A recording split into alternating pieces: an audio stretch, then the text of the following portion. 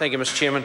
Oh, Mr Chairman, I have to say that I was sitting in my office trying to get some other work done ready for Select Committee and tomorrow, and could not help but hear the speeches previous from the national side, speaking specifically around the impact on veterans. And as you know, as a returned serviceman myself, and I don't know if there is one over in the government ranks over there. There might be one. Well, Mr Bennett. There's Mr Bennett, the man who's due to become an ex-member of Parliament, we know, after the next election. The man who spends more time in San Francisco than he does in New Zealand. But we won't go into that, will we, Mr Bennett? So he wants to chip in when we start to talk about Defence Force personnel. Mr Bennett has always got a mouth on the size of that door over there. He's always got things to say, but the truth is Mr Bennett is the type of person who talks about sending people overseas but never himself would volunteer to do that work because he lacks the fortitude required. But I would say this, hurts him, doesn't it? Doesn't it hurt him? Mr Speaker. I don't need any help. I can anticipate what that point of order is. Mr Mark has been here long enough to know that making those sorts of comments are unparliamentary with respect of questioning somebody's fortitude. Thank you, Mr Chairman. Apologise. And Mr Chairman, and I... Order. The member will withdraw and apologise. Oh, I'm sorry, Mr Bennett. I withdraw wholeheartedly. That's not wrong. What? Point of order. Point of order. When you withdraw and apologise, you're supposed to do that. Just say, I withdraw and apologise, not make any other comment like that. Because the member's taken issue, I ask the member to withdraw and apologise without further statement. I withdraw and apologise. Without further statement. Without further statement, yeah. Look, Mr Chair, and as you know, Mr Chair, having been in this House... Order. Oh. The member's now trifling with a good-natured chairman. If he wants to call, he should stand and call for it. Sorry, he could continue with his call and try and do so with some grace. Thank you, Mr Chairman. And Mr... Oh, there you go, Mr Chairman. And I do know the rules of this House, that every time someone has some interjection to make, there is always a right of reply on that interjection. But the House has always understood that if you dish it out, expect to wear it straight back, Jono. So I'm going to say, and I'm going to prick the... Clearly, Mr Chair, the opposition is pricking the conscience of this government having deployed men and women to Iraq. Clearly, on the one hand, while we get some guts and join the right side and send servicemen overseas, on the other hand, behind the backs of the very men that the member for who's based in Palmerston North has just agreed to deploy over there, behind the backs of every person in Linton, we have this clause, veteran support. And I want the minister to stand and explain clearly to the House, to answer the questions from the opposition. Does this adversely affect veterans? Will this mean that they will lose money? Will this mean that retrospectively those veterans who have had a lump sum will now be required to pay that back? And Mr Chair, this is important that the Minister doesn't take this lightly and that he stands, because the Hansard, as you know, Mr Chair, is the record by which determinations may be better understood. And tonight it is very important that we clarify this point right now in the record of the House, that the House receives a clear, unequivocal statement from the government that this clause will not disadvantage those service personnel who will return from Iraq and become veterans and in time seek this sort of assistance that this legislation allows them to seek. Will shifting this legislation, will this clause 2, will this disadvantage veterans?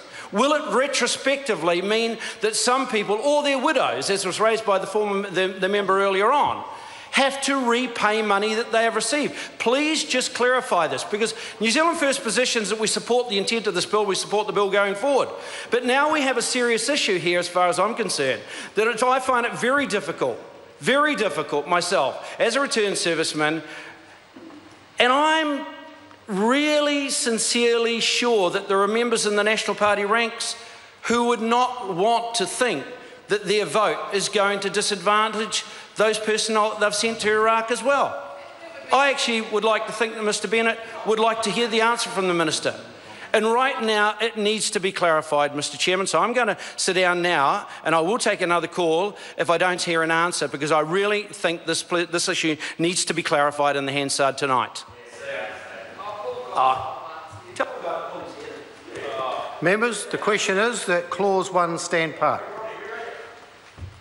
All those in favour will say aye. Aye. Those against, no.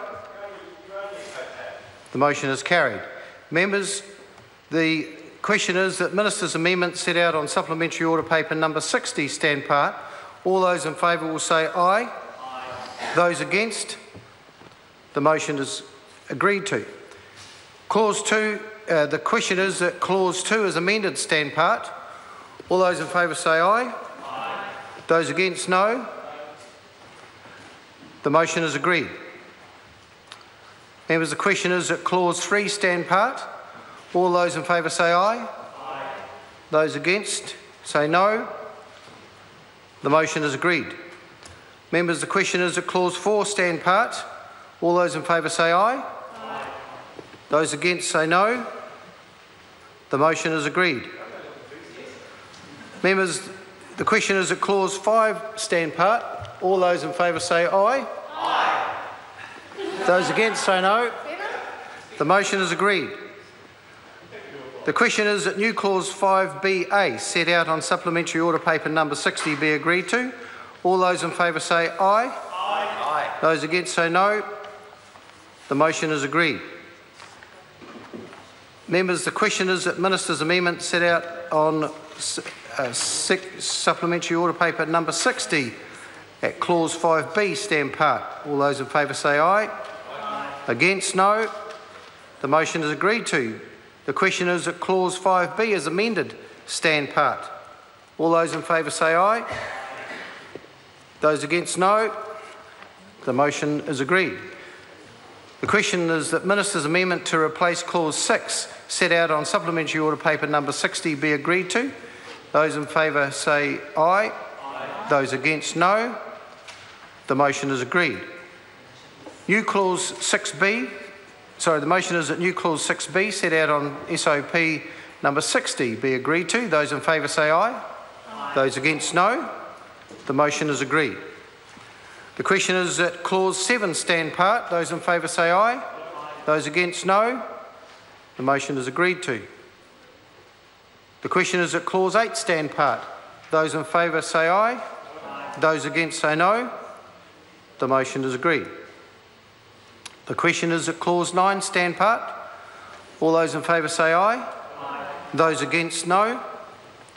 The motion is agreed to. The question is that Minister's amendment to replace Clause 10 set out on SOP number 60 be agreed to. Those in favour say aye. Aye. Those against? The motion is agreed. The question is that Clause 11 stand part. Those in favour say aye. Aye. Those against say no. The motion is agreed.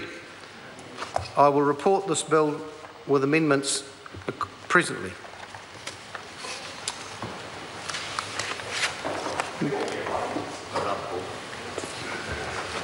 Members, we turn now to the Social Security Amendment Bill number 3.